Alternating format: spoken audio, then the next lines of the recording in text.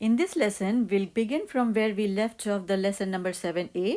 And if you remember, there we discussed the limit of this rational function for all the numbers except for 0. So in this lesson, we'll see if the limit of this rational function as x approaches 0 exists. So this is our rational function.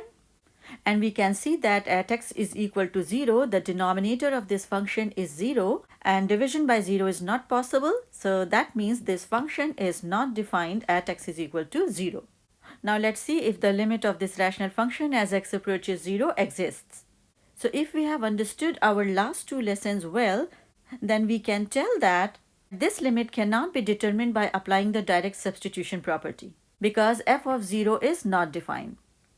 Also, we cannot apply the quotient law here because the limit of the denominator as x approaches 0 is 0. So the condition for applying the quotient law is not satisfied here.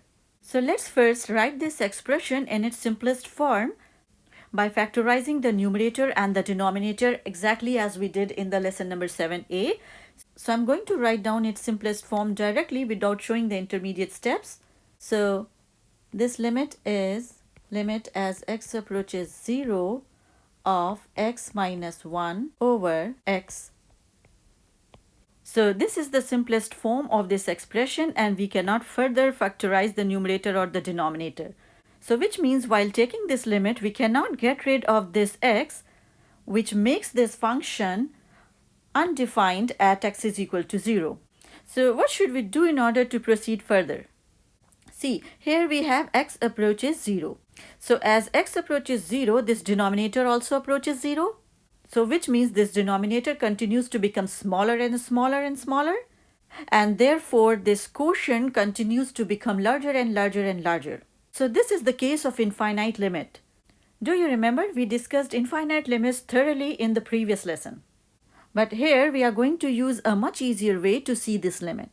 So as I said earlier that as x approaches 0, this quotient continues to become numerically larger and larger. But we have to be a little careful here. That is when we take the limit of this function as x approaches 0 from the right and also the limit of this function as x approaches 0 from the left. In both the cases, this quotient continues to become larger and larger and larger. So we know one thing for sure, that these are infinite limits.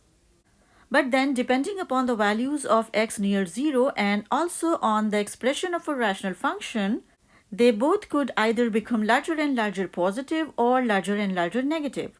So in order to make it sure, we always check the right hand side limit as well as the left hand side limit in the case of infinite limits. So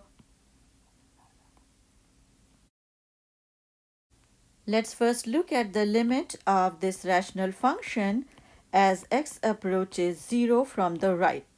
So I can write this as limit as x approaches 0 from the right and then x minus 1 over x. Now let's look at this limit. So here x approaches 0 from the right, which means that x is close to 0 but it is larger than 0. So x is a small positive number. So in this case, when x is a small positive number, we can see that the numerator x minus 1 is close to negative 1 and the denominator is a small positive number. So this quotient is a large negative number.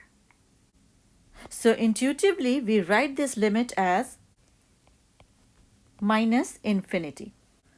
Now, if you can't see it just by looking at this expression and applying this limit, we can make it simpler. So for that, let's say this is the x-axis and this point represents 0. So as x approaches 0 from the right, that is as the values of x get closer and closer to 0 from the right, we can choose a small positive number close to 0. Let's say 0.01. Now what we'll do is that at x is equal to 0.01, we'll find this quotient. So let's do that.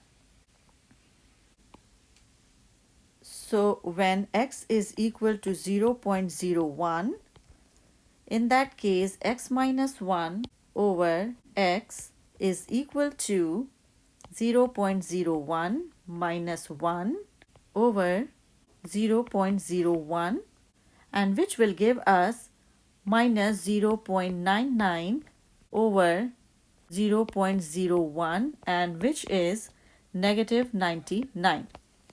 So we see that for a small positive number close to 0, this quotient comes out to be large negative. So we can say intuitively that as the values of x get further close to 0 without overlapping 0, this quotient continues to become larger and larger negative. So that's why this limit is written as negative infinity. Now exactly in the same way, let's see the limit of this rational function as x approaches 0 from the left.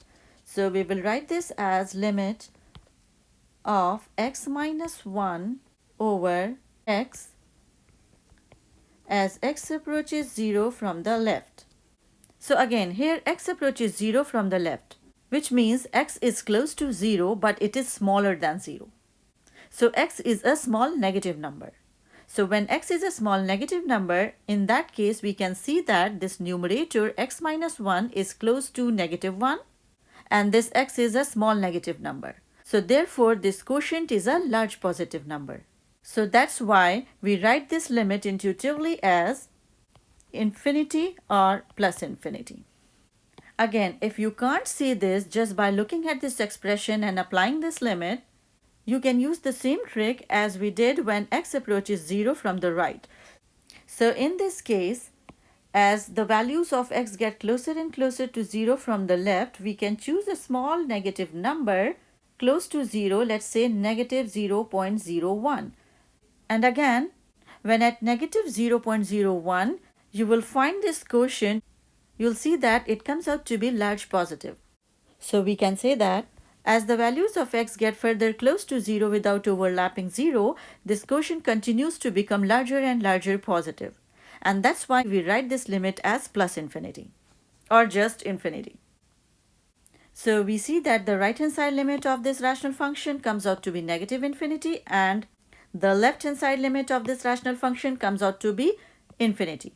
So which means that the limit of this rational function x squared minus 3x plus 2 over x squared minus 2x as x approaches 0 does not exist. Also, as we learned in the previous lesson that the vertical asymptote of a function occurs in the case of infinite limit, so as we found that the limit of this rational function as x approaches 0 from the left comes out to be infinity, so it implies that the line x is equal to 0 is a vertical asymptote of this rational function. Again, we can say the same by looking at this limit obviously. It also implies that the line x is equal to 0 is a vertical asymptote of this function. So let's look at the graph of this function again. We see that now it becomes easier for us to understand the behavior of this function near 0. As we found that the limit of this rational function as x approaches 0 from the left is plus infinity, that's what we see here. As the values of x get closer and closer to 0 from the left, we see that the graph of this function progresses or grows and grows along the positive y direction. Again, we found that the limit of this rational function as x approaches 0 from the right is negative infinity.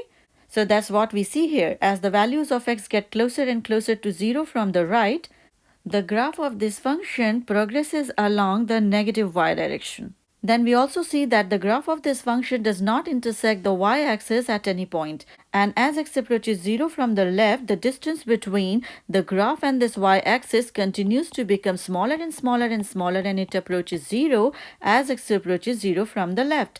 And the same is true as x approaches 0 from the right. So this y-axis, whose equation is x is equal to 0, is also the vertical asymptote of this rational function.